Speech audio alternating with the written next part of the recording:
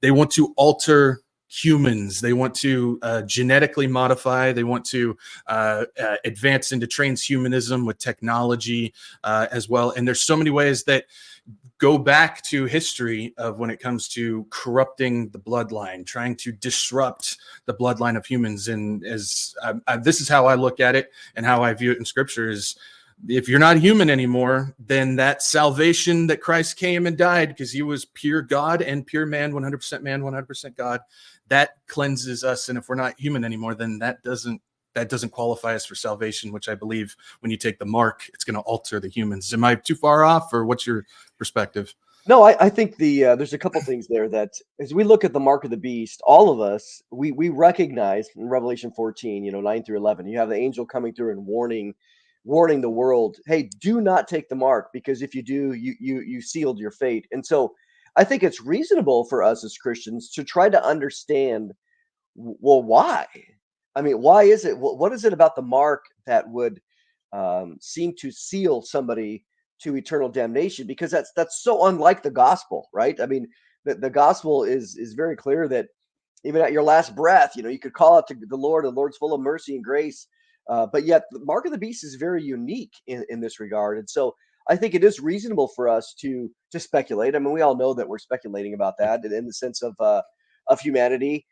There's a whole bunch here that what we can unpack, but what percentage does it take to become non-human? Is that what's going on there? And I think that's reasonable to ask those questions for sure, because to me, the whole transhumanism movement, it's a desire.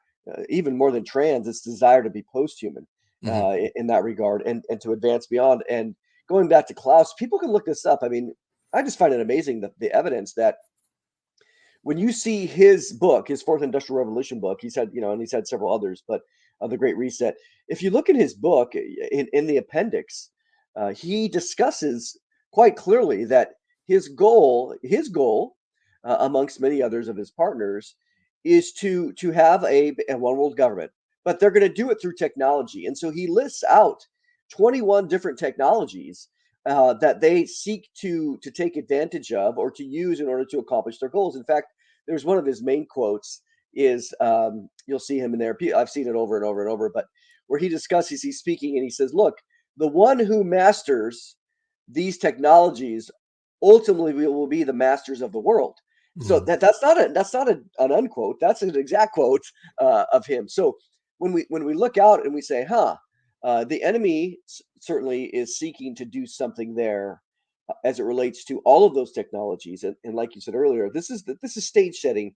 I don't think that things are going to happen next week, but we're seeing all the stage setting happen right now. And one of them absolutely is all these technologies related to transhumanism. Yeah, and it's, again, we can go back if you want to follow the trail back in history. I was just kind of writing some notes to make sure I had my train of thought, because sometimes the hamster on the wheel just kind of falls off. But Klaus Schwab, he's kind of mimicked his Fourth Industrial Revolution off of the Third Reich and what was going on in Nazi Germany. And if you want to follow that back, people don't realize, go back to the early 1900s.